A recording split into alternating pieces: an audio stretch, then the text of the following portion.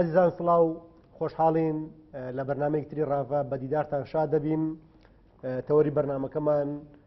هەڵبژاردنە هەڵبژاردنەکانی پەرلەمانی کوردستان و هەڵوێستی لایەنە سیاسیەکان سەبارەت بە چۆنەتی ئەنجامدانی هەڵبژاردن و کاتی ئەنجامدانی هەڵبژاردن و هەڵوێست و پەرچەکردارە جیاوازەکانی لایەنە سیاسیەکان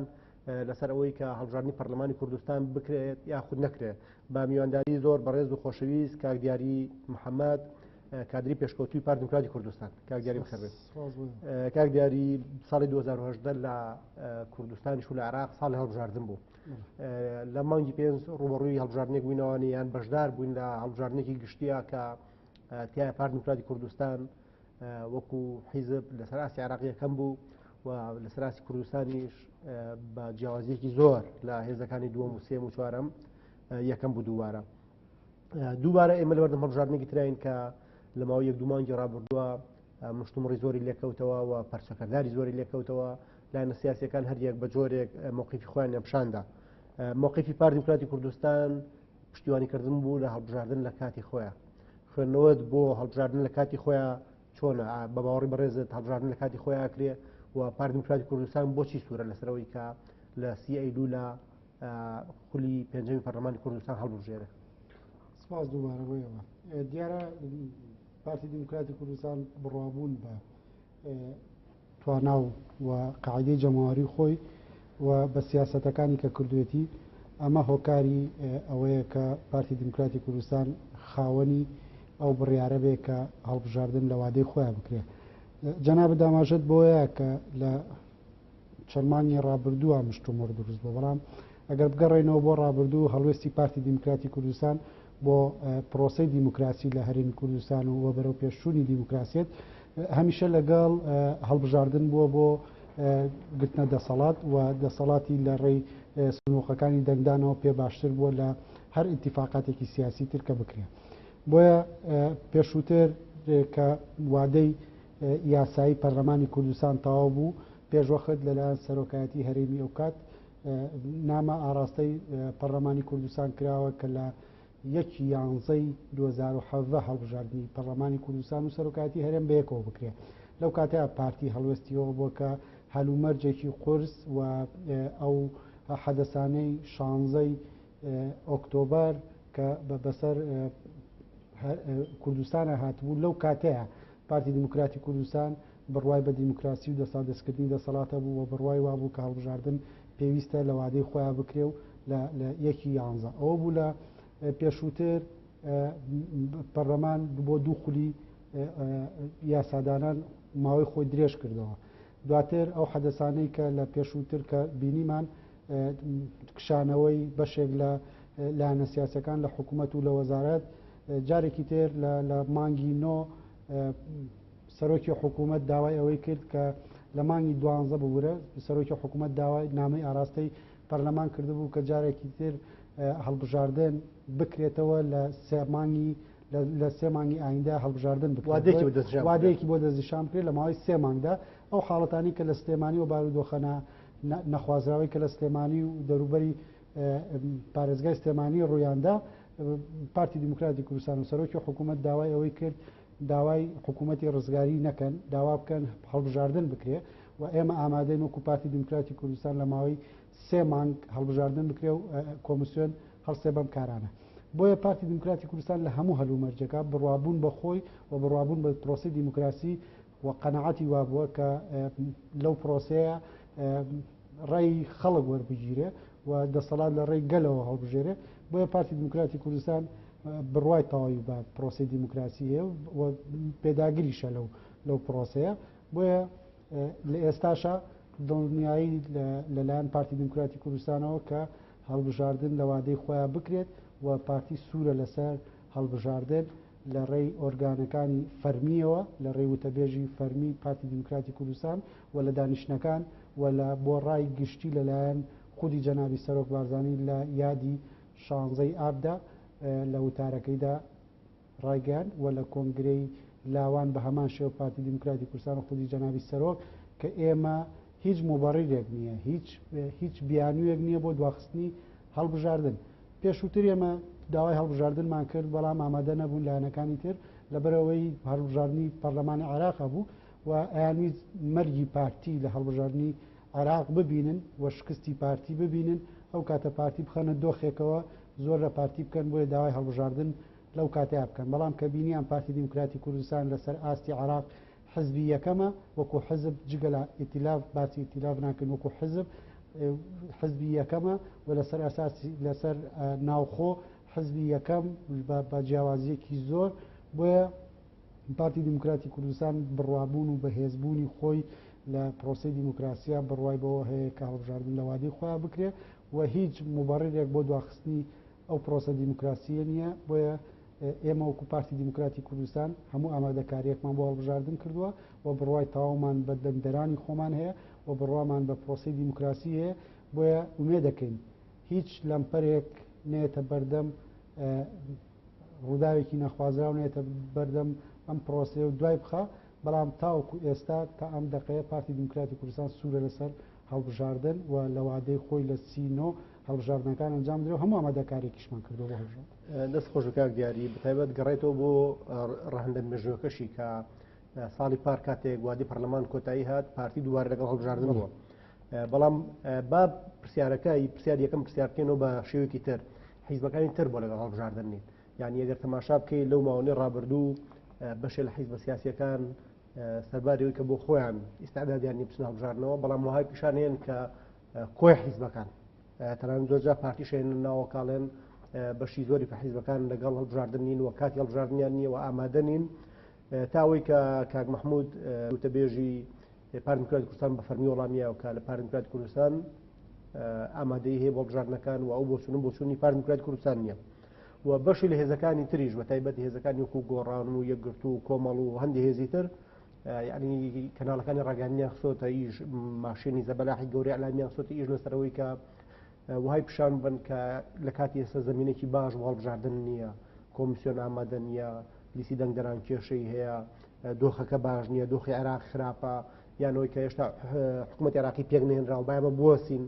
حکوومەتی عێراقی پێک بهێنرێ ئەو کاتێ هەڵبژاردن بکەین یعنی مبەڕاتی زۆر جیاوازە هێنەوە تاوەی کە باسی واکرێ هەڵبژاردننی پەرلەمانی کوردستان لەگەڵ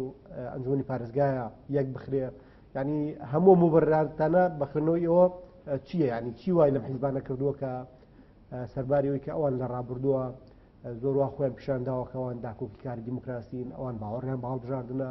و کار بۆ ئەوواکەن کە دەسادەسی دەسەڵات لەم وڵاتەیە لە ڕێگەی سندوقانی هەڵبژاردن دەنگی خەڵکەوە بێ بەڵام لە کاتی ئێستاە کە هەڵبژاردن هاتووە سەرەوەی کە بکرێ ئەوان هەر ئامرازێکە لە بەردەستیان بێ خستویان دەگەڕبەوەی کە ڕایگشتی قەنەعات ببێن کە ئێستا کاتی هەڵبژاردن کاک سەرباز خۆی لە واقعە ئێمە هەموو ئەزان هەموو کەسێکیش درک بەماکە یەک ئەو هۆکارانی کە ئەوان ئامادەنین بۆ ئەوی پرۆسەکە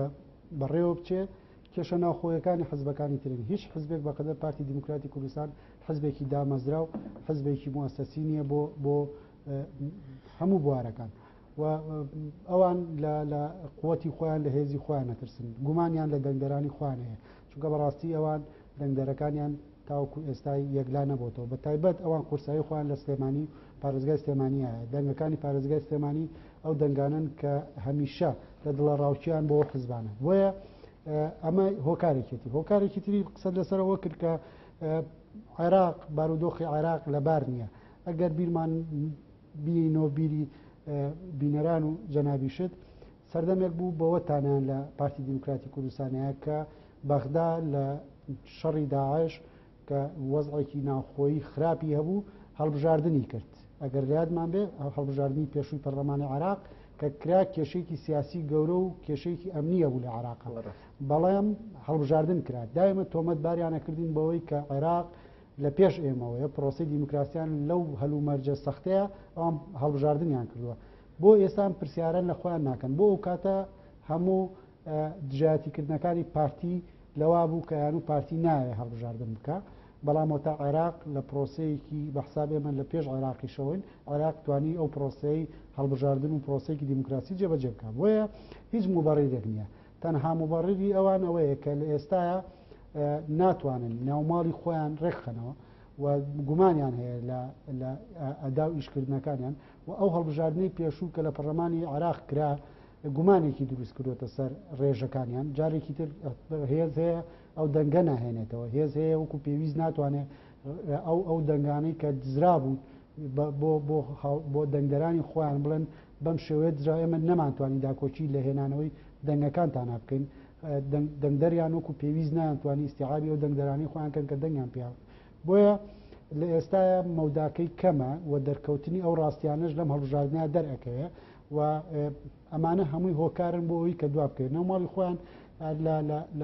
لە حیزبەکان بەگشتی ئەو بزوتنەوەی گۆڕانە تا کۆسا کێشەی ناوخۆیی هەیە کە یەکێکە لە هەرە گرفتەکانی بۆ چوونە ناو پرۆسەی دیموکراسی و خاوەنی یەکگوتارینی تا پێشووتر بوو دانوت پێویست ناکە هەرێمی کوردستان لە عێراق جابێتەوە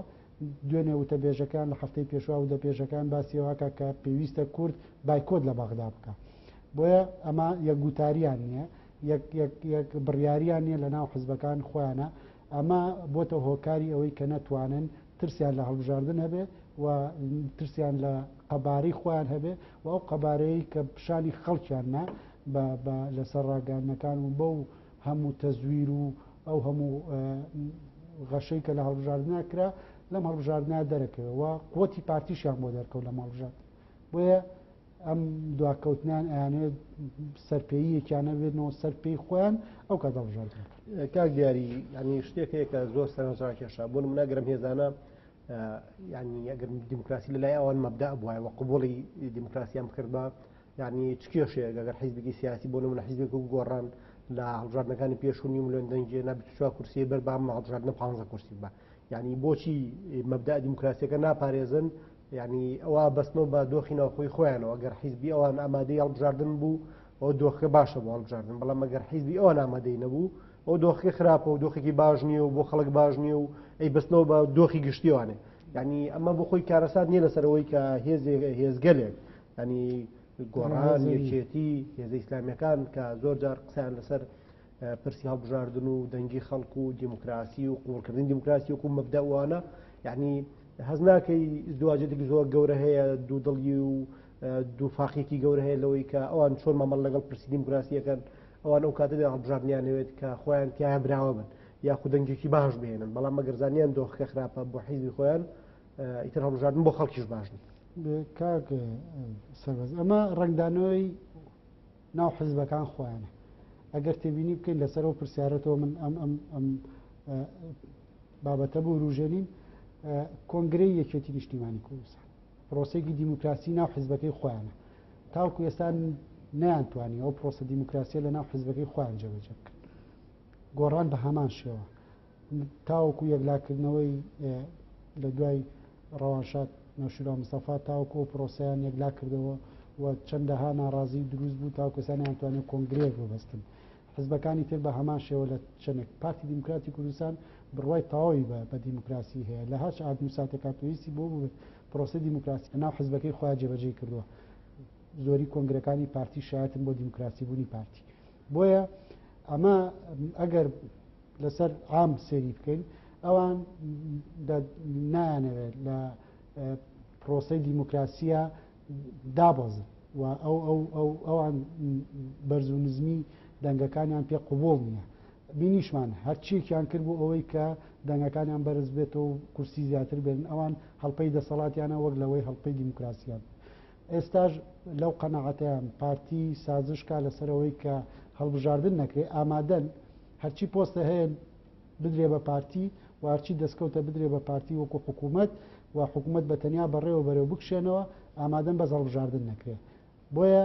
پارتی دیموکراتی کوردستان و ئەو حزبانە جیاوازەکان لە مایە پارتی دیموکراتی کوردستان خاوەنی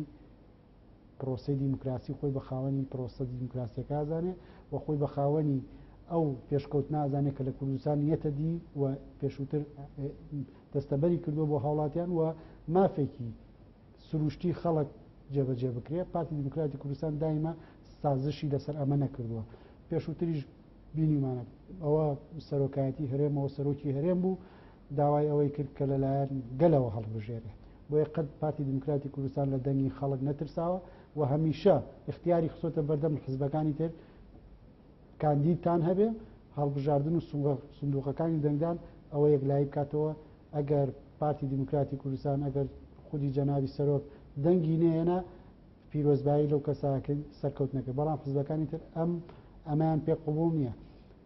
نمونەشمان هەیە و بەڵگەشمان هەیە لەسەرەوەی کە بزوتنەوەی گۆڕان لە پارێزگای سلێمانی ڕابژاردنەکان دەنگی یەکەمی زۆرینەی هێنا ئەوە بوو ئەنجومەنی پارێزگا تەشکیل کرا بەڵام پارێزگار کێشەیەکی زۆری دروست بوو بە هەموو مافێک و استێقاقاتێکی هەڵبژاردن وایە ئەوە بزوتنەوەی گۆڕان پارێزگار هی ئەو وایە بەڵام قبوڵ نەکرا ئەو بۆ هەتاوەکو ئێستا پارێزگای سلێمانی بە هیچ شێوازێک وەکو پارێزگاکانی تر نییە لە ڕووی ئەدا و ئیشکردنەوە ئەوی ژەگەڕێتەوە بۆ ئەوەی کە قبوڵی نەتیجەی هەڵبژاردن ناکرێت لەلایەن ئەم حزبان باش کاک دیاری باسی ئەوت کەوتە هەڵپەی دەسەڵاتیانە نەک دیموکراسی ینی ئەم جملەیە بەجددی جێگی هەڵوەسە لەسەرکردنە لەبەرەوەی کە بەشی لەم هێزە سیاسیانە و بەتایبەتیش بزوتنەوەی گۆڕان ینی زۆر تەمسیلی بۆ جۆرەیە کە ئەوان نوێنەراتی دیموکراسیەکە لە ناوچەکەیەوە هەوڵی کرانەوەیان لە کۆمەڵگەی کوردیا و ئەوان دیموکراسیان وەکو مەبدە قوڵ کردووە و هەوڵیان ناوە یعنی وا پیشانێن کە لە کوردستان هیچ کەسی لەوان دیموکراتتر نییە بەڵام لە وەختێکە بینین کە بۆ نمونە مامەڵیان وەکوی بەڕێزە باست کرد لە ئەنجومەنی پارێزگای سلێمانی لە ئەنجومەنی پارێزگای هەڵەبجا لە ناو حکوومەت لە ناو پەرلەمانی کوردستان لە ناوەیەکە ئیدارە جیاوازەکانە سەرباریەوەی کە پۆست و پلەی باڵای زۆر گەوریان وەرگرتووە مشارەکەیان پێکراوە لە ئاستی ناحیە و قەزا و پارێزگا و وەزارەتەوە هەتا هەموو شوێنەکان مشارەکەیان پێکراوە بەڵام ئەوان هەمیشە وها پیشانی خەڵکێن کە ئەوان نوێنەری خەڵکن و ئەوان نمایندەی دیموکراسین لە منتیقەیە بەڵام لەگەر تۆ دۆخە ڕاستەقینەی بخوێنیتەوە وەکوی بەڕێزە باستەکە ئەوەندەی هەڵپەی دەسەڵاتیانە ئەوەندەی کاریان بۆیە کۆمەڵی دەستکەوتی حیزبی زۆر بەرتەسە بەدەست بهێنن مافیان خەڵکی یعنی مافەکانی خەڵک داواکارەکانی خەڵک پێویستەکانی خەڵکیان لە بەرچاو نەگرتووە لە وەختێکە ئەوان لە بەڵێن و دروشمەکانیان لەسەر مافی خەڵک ئەو دەنگانیان دەسێناوە یعنی خوێندنەوەی تۆ چیە بۆی کە ئەم هێزە لە شوێنەوەی کە هەڵپەی بەدەستێنانی مافەکانی خەڵکی هەبێ هەڵپەی بەدەستێنانی دەسەڵاتی هەیە بۆ خۆی کاکە سەربەست هەر هەموو حزبێکە لێرە دروست ئەبێت تەنها و تەنها بۆ ئەوەیە کە ئەو دەسەڵاتی پارتی و هەیبەتی پارتی هەیەی وەری بگرێ لە بۆ خۆی قۆرخیکە بۆیە ئەگەر هەر پاسمان لەسەرەوە نەبێ شتێکی کۆمیدیە لە پۆستێکا بینیم کە بزوتنەوەی نوێ باز لەواکە کە ئێمە لە پەرلەمان سەرۆکی حکوومەت بەدەستێنی و ئامادەنین لەگەڵ هیچ حزبێکان هاوبەشی بکەین کە هەمووشیان 50 کاندیدیان هەیە بۆ هەڵبژاردن ئەگەر هەر 50 کاندیدەکە ژیان دەربچێ هێشتا حکوومەت بۆیان تەشکیل ناکرێت بەڵام لە هەدەفی ئەوانە یەکسەر داوای سەرۆکی حکوومەتەکەن سەرۆکی لیستەکان ببێ بە سەرۆکی حکوومەت کەواتە لەم تێڕوانینەوە ئەوان تەنها هەدەفیانە بگەن بە دەسەڵات ئەوان بە هەمان شێوە بزوتنەوەی گۆڕان بەنای مافی خەڵکەوە کە ئەگەر بەرنامەکەمانەوە نیە ئەگەر قسە لەسەر مافی خەڵک بکەین کەس بەقەدەر سەرۆکی بزوتنەوەی نوێ مافی خەڵکی نەخواردووە کەس بەقەدەر سەرۆکی لیستەکەیان لە حکوومەت پارەی ڕانەکێشاوە کەس بەقەدەرەوە لە سلێمانیا مستەفید نەبووە بۆیە ئەمانە هەمووی دروشمن لە دروشم زیاتر ناچە بۆ دیوە بۆیە لە مەسلەی بزوتنەوەی گۆڕانیش بە هەمان شێوە بینیمان 24 ئەندام پەرلەمانیان هەبوو هیچیان بۆ خەڵک پێ نەکرا وەزیریان هەبوو هیچیان بۆ خەڵک پێ نەکرات تاوەکو کاتە لە حکوومەتا بوون کە حکوومەت لە دۆخێکی تا ڕادەیەک باشا بوو بەڵام کە حکوومەت کەوتە ژێرباری ئابوووریەکی قورسەوە کەوتە ژێر ئەو ئابلوقەوە بینیمان یەکسەر لە ئاستی بەرپرسیارەتی ڕایان کردو چوونە دەرەوەی حکوومەت بۆیە لە وەزارەتی پێشمەرگە وەزیری پێشمەرگیان هەبوو کە سەرۆکی هەرێم ڕاستەوخۆ بە هەماهەنگی لەگەڵ وەزیرە لە شەڕی داعشە هەماهەنگی هەبوو بۆ سەرکەوتنی پێشمەرگە لەو دەسەڵاتە زیاد تاوکو ئێستا وەزیرەکەی گۆڕان ناتێتە سەر تەلەڤیزیۆن بڵێ پارتی ڕێگر بووە لە بەردەمە بۆیە نەبوو هیچ کامێکیان لە وەزیرەکانیان وەزیریان هەبوو بزوتنەوەی گۆڕان ئێستا دیسانەوە بە بێلایانی وەزیرە گەڕاتەوە ناو حکوومەت ئەگەر ئەم هێزەی پارتی لە حکوومەت خراپ مامەڵەی بکردا ئەگەر قۆرخی دەسەڵاتی بکردا بۆ ئەوان ئامادە نەبوو جارێکی تر ئەم وەزیرە هاتە سەر تەلەڤیزیۆن هەموو قسەیەکی کرد بۆیە ئەوان تەنها دروشمە لە دروشم ناچێت بۆیە بینین کێرڤی دەنگەکانیان هێدی بەرەو خوار ئەکشێ ئەمان درکیان بەمە کردووە لە هەڵبژاردننی پێشوو پەرلەمان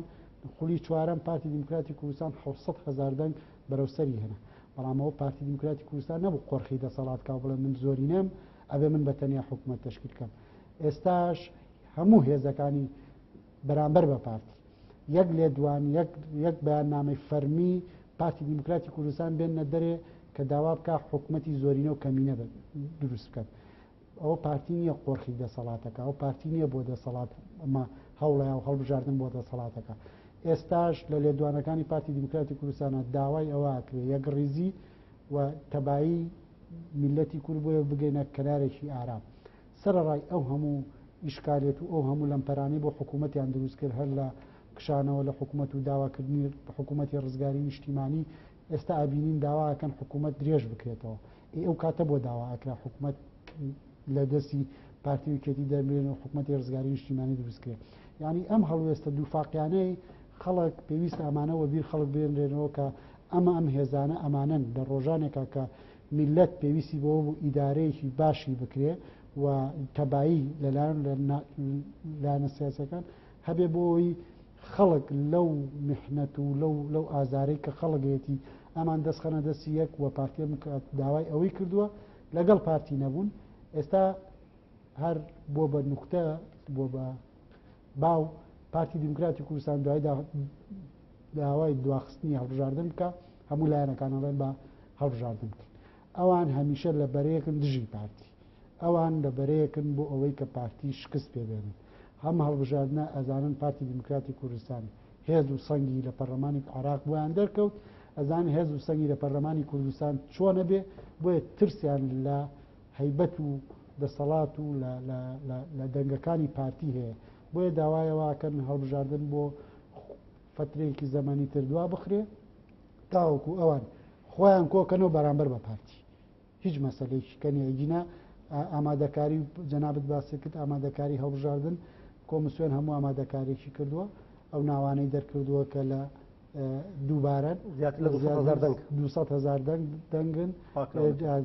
33,000 دەنگی بەس ئەوانن کە دووبارن چەند هەزارێکی کەن ئەوانن کە لە سەر و تەمەنینەوە ساڵن ئەگەر بەشداریکەن مدەیەکی زەمەنیدانرا بۆ ئەوەی خەڵک بچێ چاکی بکە ئەم ناوانە هەموو ئامادەکارێکی کردووە و هەموو حزبەکانیش لیستی خۆیان تەقدیم کردو کاندیدیشانەیە و خەریکی بانگەشەشن بەڵام ئەم دوو فاقێر بەردەوام لە ناو حزبەکانە هەبووە پێیان لەگەڵ لە کۆبوونەوەکانە جۆرێکن لە دەرەوە جۆرێکی ترن بۆ ڕاگەاندن جۆرێکی ترن بۆ فەیسبوک جۆرێکی ترن پارتی مامەڵە لەگەڵ واقعاکە و پارتی بڕیاری هەڵبژاردننییاوە و بەتەنگ دیموکراسیەوە لە هەرێمی کوردستان بۆیە ئەزانێ دەوڵەتداری حکومەتداری لەلایەن پارتی دیموکراتی کوردستان و ئەجەندا و تێڕوانینێکی جیاوازی هەیە لەلایەنەکانی تر دەست خۆش بێ با بچینە سەرەوەی کە ئەگەر سینۆ هەڵبژاردن ئەنجامەدرێت کە ئەگەرێکی بەهێزە و پارتیش زۆر پشتیوانێتی وەکو هێز یەکەمی کوردستان ینی هەز ناکەی ئەگەر بۆ نمونە ئێمە بچینە هەڵبژاردنەوە نێستەربارەوەی کەمە مافی خەڵکە کە 4 ساڵ جار بچێت دەبەردەم سنووقانی دەنگدان و بتمانە بە حکوومەت نێوکاتەوانەیە و بە پەرلەمان ینی بەڵام سەرنجام پێچێت کە ینی ئەمە کلیلی چارەسەری کێشەکانیش بێت ئەگەر ئێساریم کوردستان بەدەست کۆمەڵی کێشە و قیرانەوە ناڵێنەیە بە تایبەتی کێشەی ئابووری و بژێوی و ئەو بابەتانە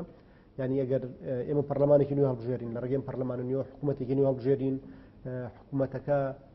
حکوومەتێکی تازە بێ جا و کاتە گەر حکوومەتێکی بنکەفراوان بێ ڕێکوتن لایەن سیاسیەکان کە پێ ناچێم جارە بنکەفراوان بێ یا خۆی کە حکوومەتێکی زۆری نەبێ ئەو هێزانەی کە براوی یەکەمە بن و حکوومەت پێکەێنن ینی من تەسەورەکەم پێکێنانی حکوومەتێکی نوێ بەشێکی زۆر لەو ئیشکالانە چارەسەرەکە کە ئێستا ڕوبەڕۆی حکوومەت بۆتەوە ینی لە جیاتیەوەی کە کۆمەڵی وەزیری گۆڕان دوورخراونەتەوە دەرکراون نازانیا شتێکیان لێ بنین نەدوورخراونەتەوە نەکشاونەتەوە کەس نازانێت دۆخەکەیان چۆنە کۆمەڵی تر لە حکوومەت بەشدارن لە ئیمتیازی حکوومەت بەشدارن بەڵام شانی بەرپرسیارەتیان یە و بەرپرسنین بەرامبەر بەکەم و کوڕەکان ینی ئەگەر خوێندنەوە دوان نییە کاگەر سینۆ ئێمە هەڵبژاردنێکی باش پێوەی کە کۆمیسیۆن ئامادەکاری باشی کردو بۆ ئەوەی هەڵبژاردنێکی تا ڕادێکی زۆر باش تەندروست بێت و نزیه بێت و خەڵک لێ ڕازی بێت و بە پێی ستانداردی عالەمی بڕۆ بڕێگاوە سەبارە یعنی دوای ئەو خولە تازەیە خولی پێنجەم پەرلەمانی کوردستان پێچێ حکوومەتێکی نمونەیش بێتە بوون کە حکوومەتێک بێ کە بەرامبەر بە خەڵک بەرپرسیار بێ حکوومەتێک بێت تۆکمە بێ و لە ئەنجامی ڕێکوتنێکی سیاسی تازە لە نێوان چەند لایەنێکی سیاسی براوە لە پەرلەمان کە بتوان جارە حکوومەتێک تر پێک بهێنن حکوومەتێک کە بتوانێت کێشەکانی خەڵک چارەسەر کە ئەو قەیرانانەی کە بەرەو شێرەمی کوردستانی گرتووە تێپەڕێنێت ینی خەنێتەوە بۆ مەچۆنە کاک سەربەست خۆی لە مەسلەی هەڵبژاردن 4 ساڵ جارەیەک ئەوەیە کە دیست جارێکی تر ئەبدەیتی ئەو ئیشوکارانە بکرێت کە ئەگەر ئۆپۆزیسیۆن بوو بێتە دەسەڵات بە ئەو نەخشەیە کە خۆی هەیەی بۆ حکوومەت و بۆ چاکسازیەکان ئەوان بتوانن ئەم دروست بکەن لە هەموو وڵاتان پرۆسە دیموکراسیەکە بۆ ئەوەیە کە باشترین خزمەتی خەڵک گۆڕی لە دەسەڵات بکرێت یعنی ئێستا ئەگەر ئەم پارتی دیموکراتی کوردستان داوای بکردایە کە هەڵبژاردن نەکرێت حزبێکی دیکتاتۆری بوو ئەوەی کە پرۆسی هەڵبژاردن ناکرێت لە وڵاتانە لە هەندێک وڵاتی ڕۆژهڵاتی ناوەڕاستکە نەکراوە حزبی دیکتاتۆری بوون کە نەیان کردووە بەڵام ئێستا پرۆسەکە مولایمە و خەڵک فێری ئەوە بووە کە لە ڕێی سنوورگەکانی دەنگدانەوە انتقام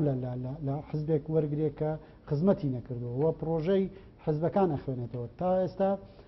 لە 2005 تاوەکو ئێستا کە هەڵبژاردن کراوە بۆ پەرلەمانی عێراق کوردستان خەڵک هۆشیاریکی هەڵبژاردننی لا دروست بووە بۆیە ئەکرێ جارێکی تر ئەم دەسەڵاتەکان لە نێوان حزبەکان و هێزەکان ئەو هێزانە جارێکی تر فۆرمێکی تریان پێ بدرێتەوە ئەگەر پارتی دیموکراتی کوردستان لەلایەن خەڵکەوە پارتێکی خراپە و نەیتوانیوە ممارەسەی دەسەڵاتەکانی خۆی بۆ خزمەتکردنی خەڵک بەکاربێنێ ئەو سندوقەکانی دەنگدان هەیە و خەڵک دەتوانێت ئینتیقامی لێ بکاتەوە لە دەسەڵات لای بەرێ ئەگەر باشیشە جارێکی تر چانسی پێیا بۆیە بتوانێت خزمەت بکە هەچ حزبێکی تریش ئەمە سەنگی مەحەکە بێ بۆ هەموو حزبەکان ئەو کاتە جارێکی تر کابینەیەکی نوێ و بە ئەو فەراغانەی لە وەزارەتەکان هەیە جارێکی تر پڕ ئەگرێتەوە و هەر یەکەو بە دەسەڵات و هەیمەنە و بە نەخشە ڕێگایەکی کەوە یەنە ناو پەرلەمان و ئەجەندای حزبەکان ئەو کاتە هەر یەک ئێستا هەموو لیستێک لە بانگەشی هەڵبژاردنە بەرنامەیەکی کاری هەیە بۆ ئایندە ئەو بەرنامەی کارانە ئەگەر پارتی ئەگەر یەکێتی ئەگەر ئەس حزبێکی لەگەڵ بەرنامەکان لە کاتی حکوومەت کە تەشکیلەکرێ ئەم بەرنامانە لێک ئەدرێ و ئەوانی کە لەگەڵ یەکا گونجاون و ئەکرێت کاری لەسەر بکرێت بۆ خزمەتکردنی خەڵک ئەمانە بنێتن پرۆژەی 4 ساڵی بۆ ئەم حکوومەتە بیلفعال حکوومەتێکە بێت کە بتوانێت جارێکی تر بەیەکەوە لە خزمەتکردنی خەڵک بەسەر ئەو تەنگەشانەی کە پێشووتر هەیە بۆ ئەو گرفت و واریشانەی کە حکوومەت بەدەستیەوە ناڕانوێتی هەر لە پرۆسەی چاکسازی و لە پرۆسەی شەفافیت لە کۆمەڵە گوزارە گشتەکان ئەمانە هەمووی سەر لە نوێ جارێکی تر ئەم حکوومەتە ئەتوانێت کاری لەسەر بکات و خزمەتی زیاتری خەڵک بکات بۆیە بە بڕای من و بە بڕای پارتی دیموکراتی کوردستان لە ئێستاە باشترین چارەسەر بۆ ئەوەی کە حکوومەت بتوانێت جارێکی تر لەسەر پێی خۆی بوەستێتەوە و درێژە بەو چالاکیانە با کە پێشووتر لە ئەرکێکی زۆر قورسی حکوومەتداری و دەوڵەتداریە پیشانی یابەر حکوومەت ئێستا دەتوانێت بە هەموو لایەک بتوانین حکوومەتێکی باش لە پێناو خزمەتکردنی خەڵک بنیاد بنین و دەنگ بین بۆ حزبانەی کە ئەتوانن خزمەتی نیشتیمانەکەن خزمەتی خەڵکەکەن بۆیە پارتی دیموکراتی کوردستان و هەم بۆ چوونی ئێمەش بۆ ئێستا باشترین کات سینۆیە بۆ هەڵبژاردن و دروستکردنی حکوومەتێکی ئەو کات زۆرینەیە بنکە فراوانە چی لەم بە بەرژەوەندی میلەتی کووردا بێ پارتی دایم ئەوەی هەڵبژاردن دەستان خۆش بکار دیاری هەڵبەت لە سەروی خواستی هێزە سیاسیەکانەوە بەڕاستی هەڵبژاردن مافی خەڵکە یعنی پێویستە لە هەر دۆخێکا بێت کە بەتابەتی کە دۆخی کوردستان ئارامە سەقامگیرە دۆخی خەڵک تا ڕادەیەک بەرەو باشتر و بژانەوە چێ یعنی هەڵبژاردن مافی خەڵکەوە بۆ هیوایی کە هێز و لایەنە سیاسیەکان بەڕاستی ڕێز هەر بەلای کەم لە دروشمەکانی خۆیان بگرن لەو کارنامانە بگرن کە زۆرجار خسویان تەڕوو لەوەی کەوان پشتیوانی دیموکراسی و مافی خەڵکو و ئەوەی کە هەرێمی کوردستان بەرەوکرانەوەیکی باشتر بڕوا بەرەو کۆمەڵگەی مەدەنی بڕوا بتوانێت مامەڵەیەکی دیموکراسیانەتر بکە. سواز بۆ ئامادەبوونی بەڕێزت، خۆشحاڵ بووین لە بەرنامەی ڕاڤە لەگەڵمان بوویت لە باسکردن لە تەوەری هەڵبژاردن کە بە باوەڕی من ساڵی 2010 زیاتر ساڵی هەڵبژاردنەکان بوو. سواز بۆ دەنگدەرانیشمان ماندوون، بەڵام ئێترەوە مافێکی خۆیانە و پێویستە ممارەسەی بکەن و بزانن چه حزبێک چه لیستێک بۆ بەرژەوەندی ئەوان بۆ بەرژەوەندی کوردستان و بۆ بەرژەوەندی سربەخۆیی مامەڵەی کردووە، دەنگدانیان بۆ حزبە بێ کە بتوانێت بیانگەێنێتە کەناری ئارامی و تۆزێک خەڵک لەو